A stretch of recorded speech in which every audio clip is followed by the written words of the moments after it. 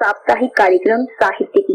इस कार्यक्रम में आज आप सुनेंगे विविध चैनलों पर साहित्यिक कार्यक्रम विशेष करेंगे पत्रकार श्री ओम प्रकाश प्रजापति। श्रोताओं, जैसा कि आप जानते हैं कि सोशल मीडिया के आने के बाद जहां एक तरफ रचनाएं लगातार अधिक संख्या में लिखी और पढ़ी जा रही है, वहीं चैनल भी किसी न किसी रूप में साहित्यिक कार्यक्रमों का प्रसारण कर रही हैं। लेकिन विगत दिनों में देखने में आया है कि रचनाएं उस स्तर की नहीं सामने आ पा रही है जो लगभग 2 दशक पहले देखी और सुनी जाती थी। फिर भी कुछ चैनल है जिन्होंने साहित्य को जिंदा रखा है। तो इन्हीं सबको समेटे आइए सुनते हैं एक विशेष बातचीत श्री प्रवीण आर्य से। आपसे भेंट कर रहे हैं श्री ओम प्रकाश प्रजापति। प्रवीण आर्य जी, आपका स्वागत है। प्रवीण आर्य जी, प्रश्न तो पुराना है परंतु समय की जरूरत है। साहित्यिक कार्यक्रमों की चैनलों पर क्या स्थिति है? ओम प्रकाश जी, आज अगर हम दूरदर्शन के समकक्ष राष्ट्रीय चैनल्स की बात करें, आज हमारे कई कार्यक्रम चल रहे हैं और कुछ कार्यक्रम चल रहे हैं, कुछ कार्यक्रम चल करके बंद हो गए जी। जैसे एनडीटीवी पर कार्यक्रम पहले चलता था, अर्ज किया है कविता का, पहले चला 1993 से 94 तक, बीच में बंद हो गया, फिर दोबारा शुरू है बीच में। जन टीवी पे इंडिया लाइव कविता का कार्यक्रम 2005-2007 में रहा जी। ऐसे जी न्यूज पे आज के समय में चल रहा है, बहुत अच्छा लोकप्रिय भी है, कवि युद्ध है, नेताजी लपेटे में, भैया जी कहीं न, जनता टीवी एक है चैनल, उस पे कवि दरबार रहा जी। और सुदर्शन चैनल पे जो है काव्य गर्जना कार्यक्रम है जो काफी लोकप्रिय है। ऐसे ही सतमोला कवियों की चौपाल साधना टीवी पे 18 वर्ष से चल रहा है। स्थिति अगर कहें तो ये तो है साहित्य के एक विधा पद्य के कार्यक्रम जी। गद्य के कार्यक्रम की स्थिति अगर हम देखा जाए तो वो अभी वर्तमान स्थिति में अन्य चैनल्स पे दूरदर्शन के अलावा नगण्य है कुछ। अभी संसद टीवी पर ही अभी दीनदयाल उपाध्याय जी की जयंती मनाई गई, उस पर बहुत अच्छा एक कार्यक्रम, पूरे दिन के कार्यक्रम चले, उसमें साहित्यिक कार्यक्रम काफी थे। ऐसे सुदर्शन चैनल पर एक पूरा साहित्य सप्ताह मनाया जाता है स्वतंत्रता दिवस के महोत्सव पर जी। उसमें साहित्यिक परिचर्चाओं के कार्यक्रम रहते हैं, उसमें मैं भी कई बार सम्मिलित रहा हूँ। और ऐसे एक आज तक चैनल पर साहित्य के नाम से पूरी एक डेस्क है, साहित्य तक के नाम से भी उसको नाम दे दिया गया है, साहित्य मेले आयोजित भी करती है जी। अगर हम गुणवत्ता के आधार पे बात करें तो गुणवत्ता सबकी अपने ढंग से हो सकती है, लेकिन अभी दूरदर्शन के समकक्ष अगर हम बात करें उसमें अभी सुधार किया सकता है। पहले दूरदर्शन में छोटे छोटे कार्यक्रम आया करते थे और छोटे छोटे उस टाइम 100 वगैरह सबसे पहले तो आया था, हम लोग आया था, लेकिन हम लोग भी कार्यक्रम एक संस्कार देने वाला था। आज भी उस हम लोग के कैरेक्टर्स सबको याद है, बड़की छुटकी मंजली, और उसमें बाबूजी, लल्लू, उसमें कितने थे। ऐसे एक आता था नुक्कड़, वो आपको एक मोहल्लावाद, एक समाजवाद का दर्शन देता था, हम लोग एक परिवार का दर्शन देता था। मालगुडी डेज में एक दक्षिण भारतीय कहानियों का एक बहुत अच्छा वो था और उससे बच्चे बड़े चाव के साथ देखते थे। मुझे ध्यान आता है एक एनिमेशन चला करता, जंगल जंगल पता चला है, चड्डी पहन के फूल खिलाया जी। वो आज भी बच्चों को काफी ध्यान एक दिन चलता है, मुंह पे आता है कि ये एक बहुत अच्छा एक बच्चों का सॉन्ग चलता था और इतना शानदार मतलब वो था। बच्चों के लिए छोटे छोटे कार्टून होते थे, संस्कार देने वाले कार्टून होते थे। आज वो कार्टून की जगह दूसरे आ गए। एक एनिमेशन आता था कि चिड़िया है, छोटे छोटे मतलब उसमें स्लोगन दिए जाते थे राष्ट्रीय एकता के, किस प्रकार से चिड़िया दाना चुग रही है। वो एनिमेशन आज हमारे पास कहाँ है। आज जरूरत है कि हम साहित्य के कार्यक्रम छोटे छोटे विभिन्न चैनल लेने को प्रारंभ करें। देखिए, चैनल वालों से भी मैं आग्रह करूंगा, आह्वान करूंगा, आप कई जगह से आप कमा सकते हैं। आपके चैनल एडवर्टाइजमेंट से कमाता है, आपका चैनल कई माध्यम से कमाता है।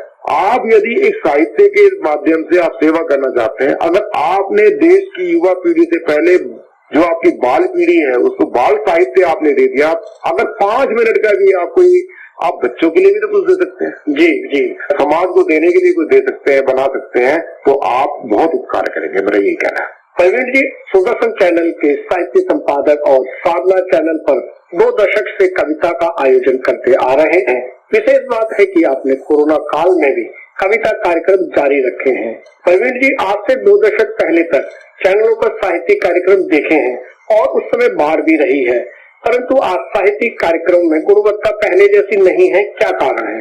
जैसा कि ओम प्रकाश जी, मैंने पहले आपके प्रश्न के उत्तर में उसको लिया, उसको मैं इसके चरणबद्ध तरीके से इसका मैं आपको उत्तर देता हूँ। जी, इसका मुख्यतः कारण है कि जब तक एक अधिकार था दूरदर्शन और अपना आकाशवाणी का, तब तक गुणवत्ता पे प्रश्न चिन्ह कभी नहीं उठा।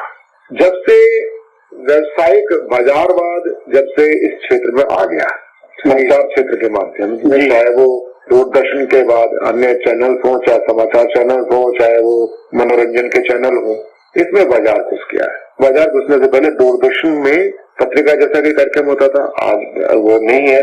मालगुडी डेज हुआ करता था, कमलेश्वर जी का होती थी कथा दर्पण, वागले की दुनिया, जी कृषि दर्शन कृषि का एक कार्यक्रम होने के साथ साथ उसमें बीच में संगीत, कला और कविता के कार्यक्रम भी उसमें होते थे। ऐसे ही अगर हम बात करें तो आकाशवाणी में आता था मीठी मीठी हंसाइयां, वो वाला स्तर आज हम इसलिए नहीं मेंटेन कर सकते क्योंकि आज समाज के अंदर हिंदी इंग्लिश हो चुकी है। आज बाजार की कुछ मांगे होती हैं, बाजारों की मांगों को करने के लिए आप साहित्य के साथ छेड़छाड़ करते हैं। जी, साहित्य के साथ भाषाई छेड़छाड़ होती है। हम फल के शब्दों का प्रयोग करते थे, वो साहित्य कहाँ रह गया? जी, और वही कविता कहाँ रहेगी? आज कविता चुटकुलेबाजी बन के रह गई। और कविता के क्षेत्र में बाजारवाद जब घुसेगा, साहित्य के क्षेत्र में अगर बाजारवाद घुसेगा तो उस चीज को हम मेंटेन नहीं कर सकते, हम उसको नहीं सह सकते। ये एक मुख्यतः कारण है। परवीन जी, इस तरह के साहित्यिक कार्यक्रमों को पुनः स्थापित कैसे किया जा सकता है?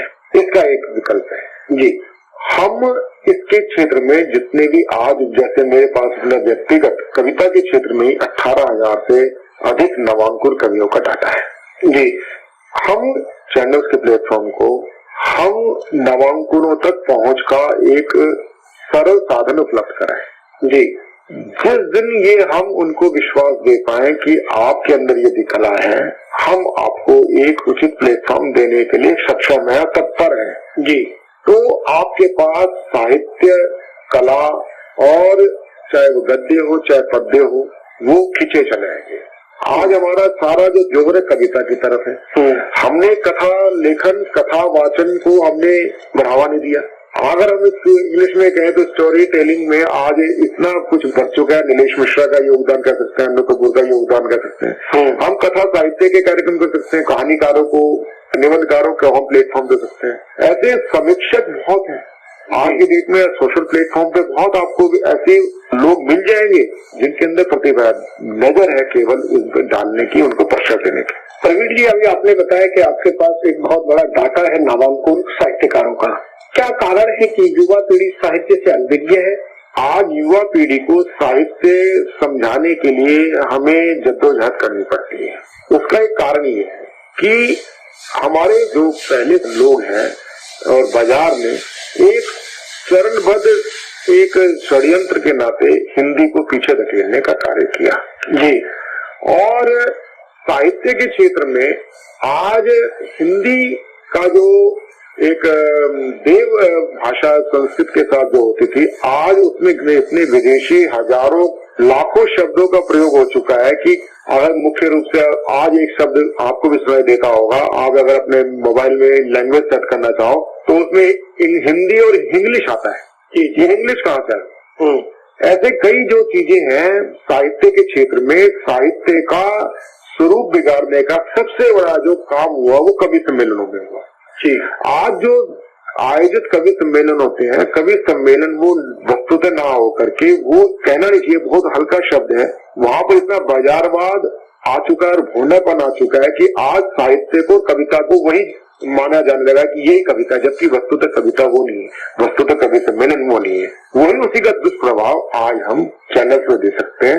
अगर हम कविता की सुचिता बरतना चाहते हैं तो हमें अपनी पहुंच बढ़ानी पड़ेगी। प्रवीण जी, क्या हम अपने युवाओं को और अपने नौजवानों को साहित्य से जोड़कर रखते हैं तो ऐसा नहीं लगता कि उनके अंदर संस्कारों को भी बढ़ावा मिलेगा? बिल्कुल, साहित्य से सीधा सीधा संबंध है लोक मंगल की कामना की पूर्ति करना। जी, एक टाइम होती थी चंदा मामा जैसी पत्रिका होती थी, बाल पत्रिका होती थी, नंदन होती थी, पराग होती थी।